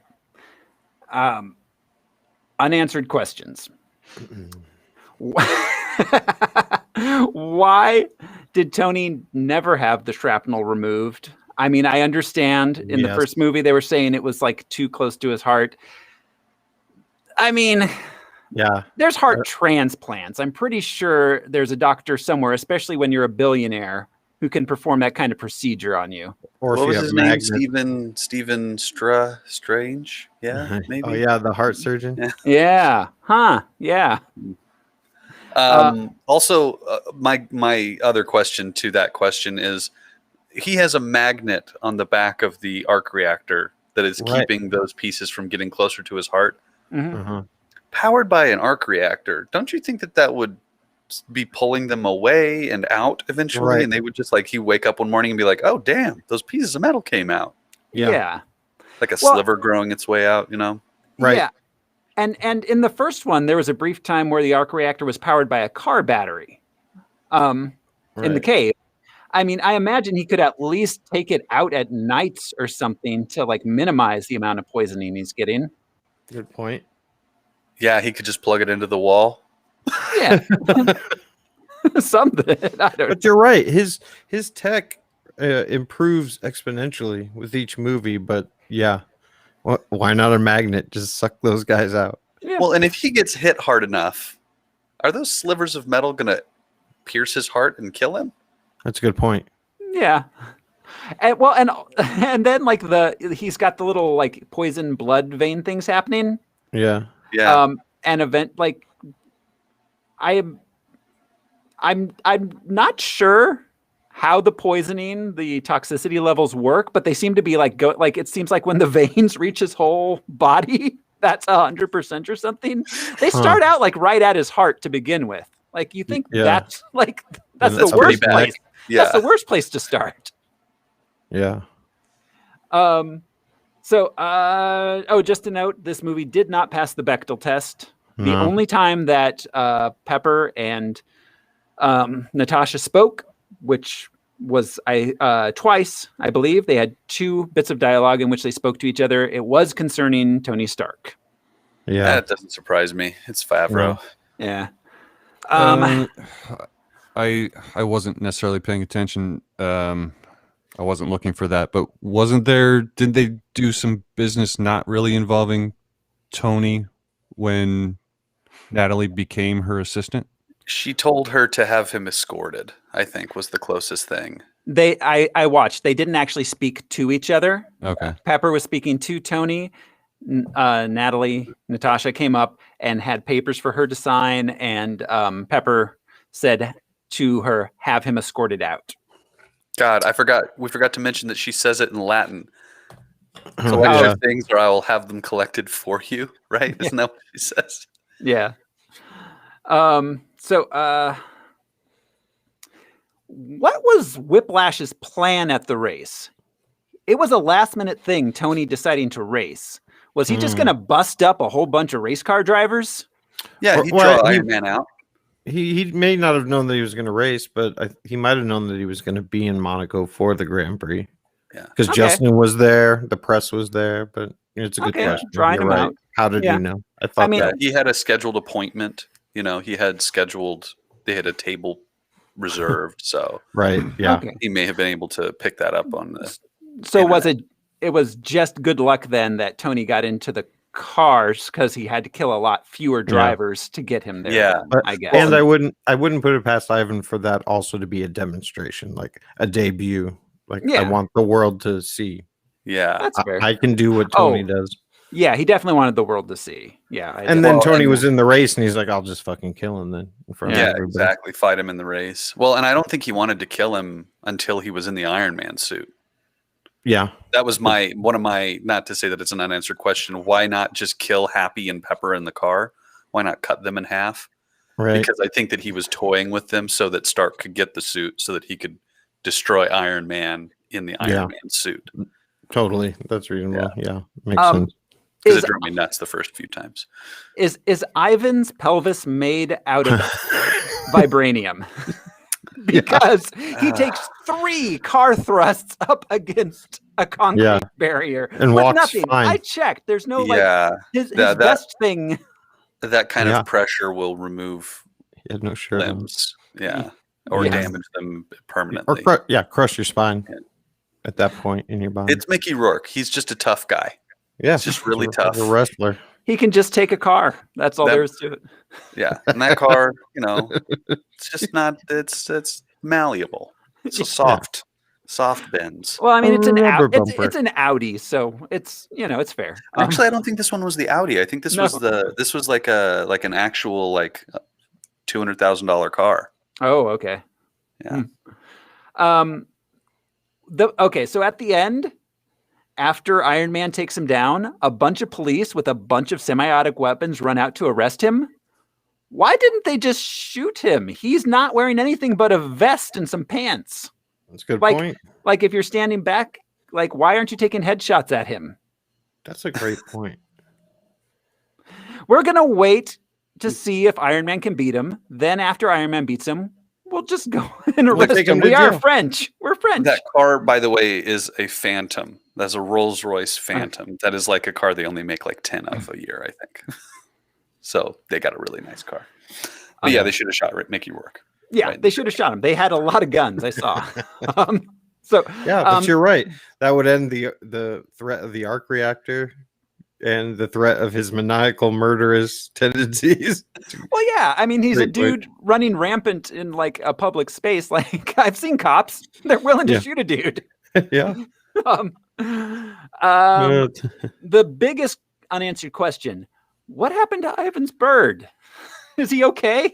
Is someone watching him? Yeah, man. Ivan didn't seem like he had many friends. He didn't also seem like the kind of guy who would alert the authorities that his father died. right. So maybe the bird and his dead dad are just in that apartment together still. The bird ate him Yeah. slowly. Oh. Why didn't Hammer have any other like research people, scientists, engineers hanging out with Ivan the entire time? He's Yeah. like, here's a 10,000 square foot facility. I'm going to leave you alone in the building Right. for like 6 months. Have fun. Yeah, he should have had like a team of like interns or something. Yeah. That would have actually been That really would have been funny. hilarious. It would have been hilarious. But one of them would have been like, hey, this looks like you're making it so you can control it yourself if you need to. You know what I mean? Yeah. Why do the interns keep You are dying? fired. Yeah. Yeah. Whip. They just keep finding parts of interns. Oh god, Oh, cauterized wounds everywhere. Ugh. There's that scene where Rhodey delivers the War Machine armor, and the general there, who his name is General Meade, says, "This will finally get the Senate off my ass." Why was the Senate on General Meade's ass? What did he do to the Senate? What was he not delivering? This is my thought: is that he got it for free. So yeah. you know, I assume that there were a couple of weird like liberal agenda, quote unquote liberal agenda lines in this movie. I assume that this was also pointing more at the left than at the right. This was not Gary Shandling's district that was causing him problems. It was the opposition party because they wanted to reduce spending, and he got a free suit. So, yeah, Makes sense. yeah. The other line was Tony Stark saying about the liberal agenda, about the what was it? The windmills makes me gassy. Yeah. Wind I'm farms. already gassy. Yeah. Yeah, that was a weird thing to hear in 2009. Like, oh, Yeah. Mhm. Yeah, for sure. Yeah. So Tony had to build a particle accelerator at that point and bust up the house.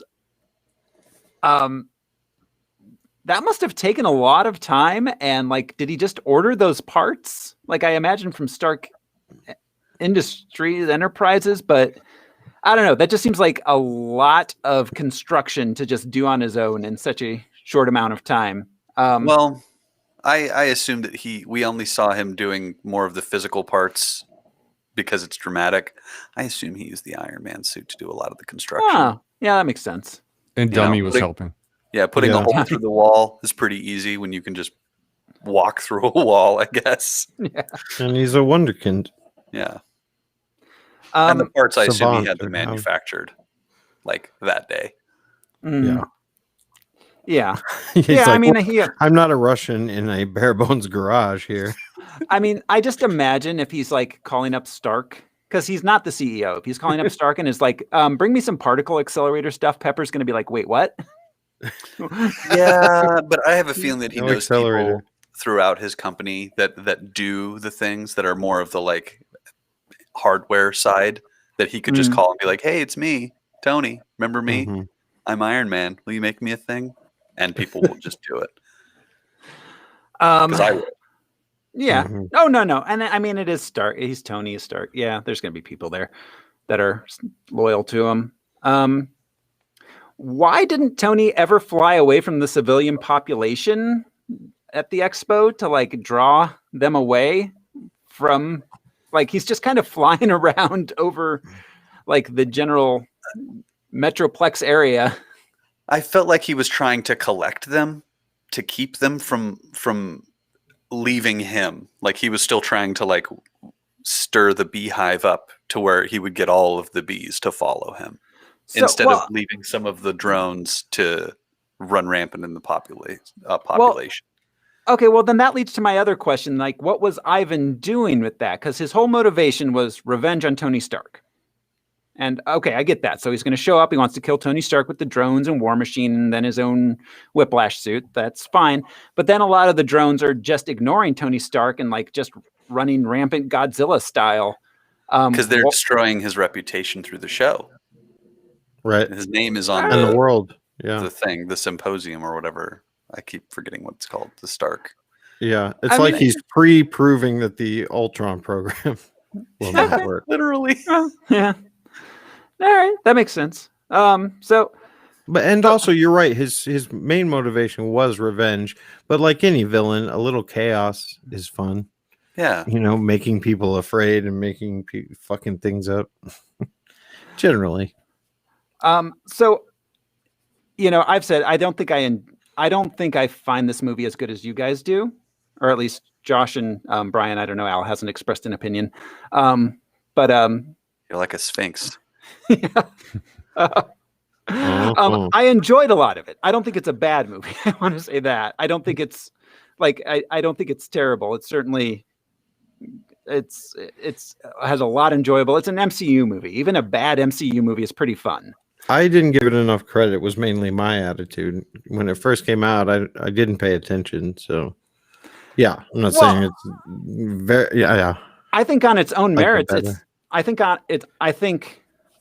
the additional 18 MCU movies make it a much better film than it was on its own. Fair enough. Well,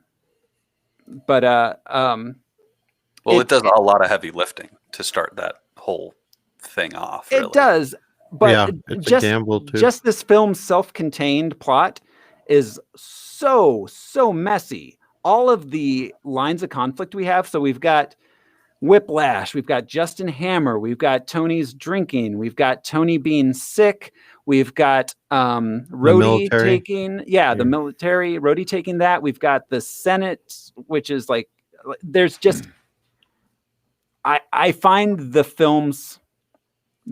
it as a movie, as a film in and of itself, disconnected from anything larger, to be a very kind of messy, all over the place mishmash of stuff. All right, Al, would you like to offer him? Mr. Sphinx? I disagree with Thoreau halfway. I liked this movie. I don't think it was as much of a mess as Thoreau asserts. Mm-hmm.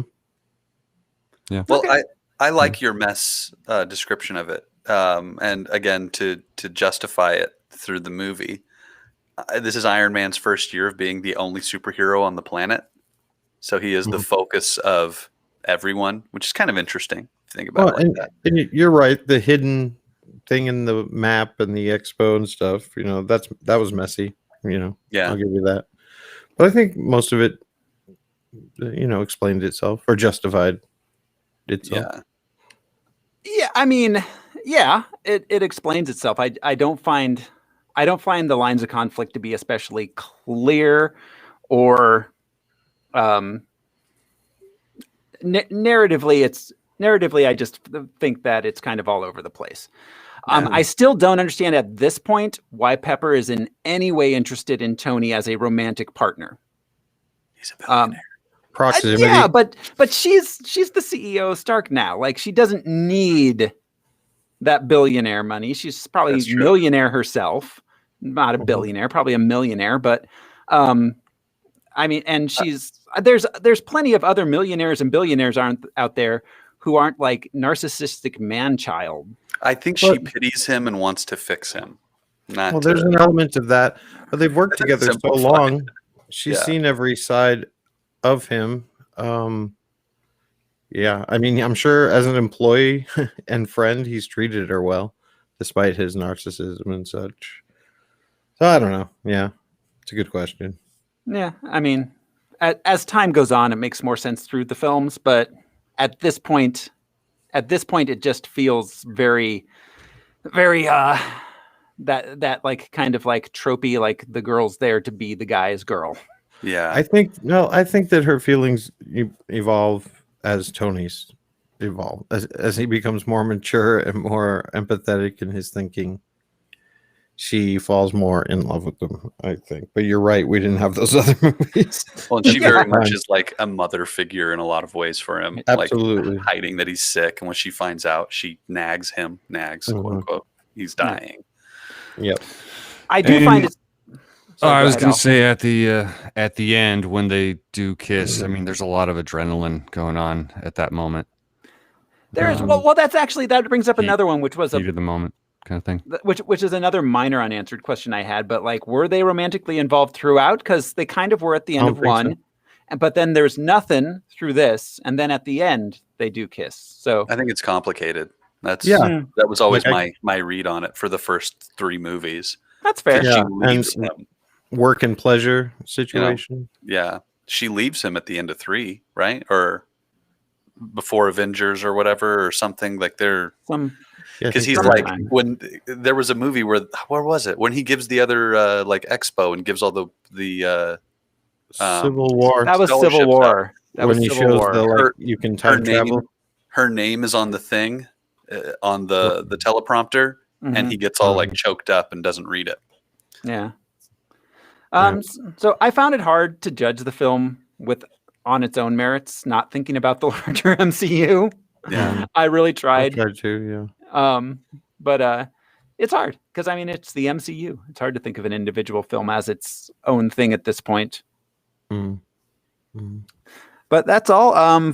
Final thoughts, guys? No, I don't think so. Another great example in improvised comic book filmmaking. Yeah. You know? Yeah. Yeah.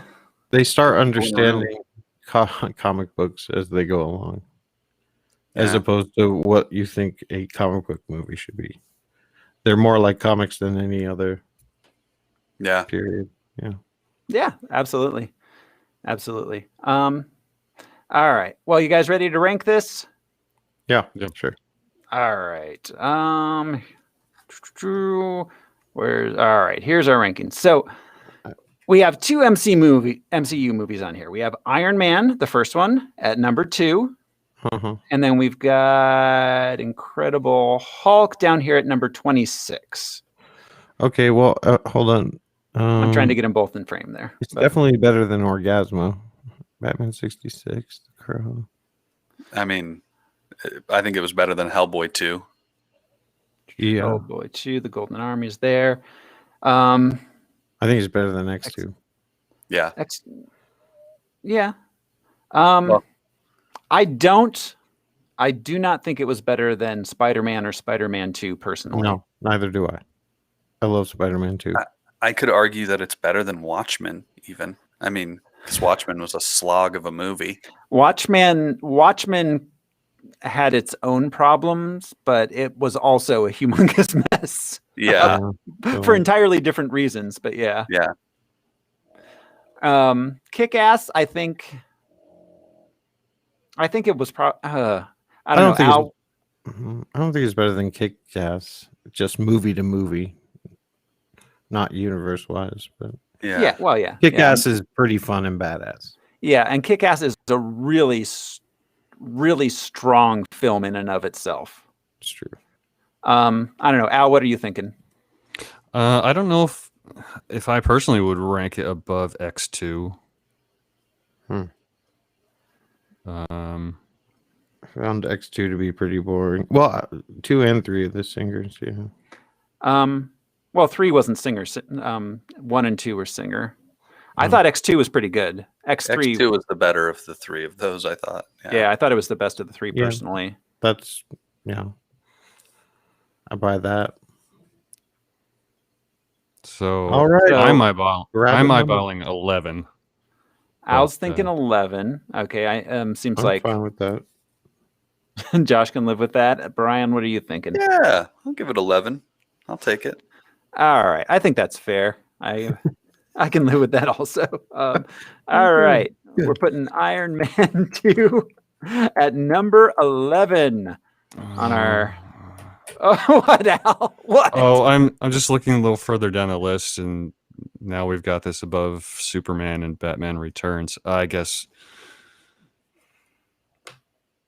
Yeah, that's fair. That's fair. We also have Hellboy 2 above them both, and I don't know if ultimately, in retrospect, that's true. So, yeah. That's going to be the new Swamp Thing. Is Hellboy 2. yeah. Hellboy 2 is a weird thing. We love Neil Gaiman, man. Yeah. I'm good with it. I'm good. All right, we're sticking with it. We're putting Iron Man 2 at number 11. That's good. It's like almost halfway in between Hulk and the first. Well, yeah, a little higher. Up. Yeah, halfway. Halfway to Swamp Thing. We're gonna make it, boys. Song too. Yeah. All right. That means that we're putting a pin in Iron Man 2. Next week, we will be watching and discussing Jonah Hex. Oh, Jesus. Yeah. Well, I just want to say, as far as the rankings, real quick, we did a special for our 50th episode. Mm-hmm. Maybe if we do a similar one for the 100, we can look at the possibility of examining the ranking, see if now that better movies have popped up, if we're happy with things. Do some ranking rearranging if we feel up for it. We can have a battle royale episode of the show. Yeah. Well, right, with the 50th, we recapped every episode really quick, kind of quickly. So then, we could do that and then be like, do we need to change this at all? All right. That's a good idea. Higher. That's all I'm saying. Right. No, but it's like, once we get to Avengers, like, no, Hellboy 2 is not better than that. The Crow is not better than that. No, they're not. Yeah. Yeah. All right. So, all right. I think that's a good idea. We should definitely think about that. And if you're upset by that idea, tweet at us. Yeah. Or if you disagree with our rankings. Everyone disagrees with all of our rankings. We'll read it on air. Your disagreement. All right. All right. That's it for Iron Man 2. I'm going to go tase myself and watch Super Nanny while I drool in the carpet, everybody. I'm Josh CC, and if you could make me bleed, you would cease to believe in me. I'm Brian Lesh, and I serve this podcast at the pleasure of myself. I'm Alaric Weber, and I've been reassigned to New Mexico. We'll miss you, Al. Don't get too attached to things. It's the land of attachment. No, enchantment. Attachment, the land of attachment. Thanks, everyone.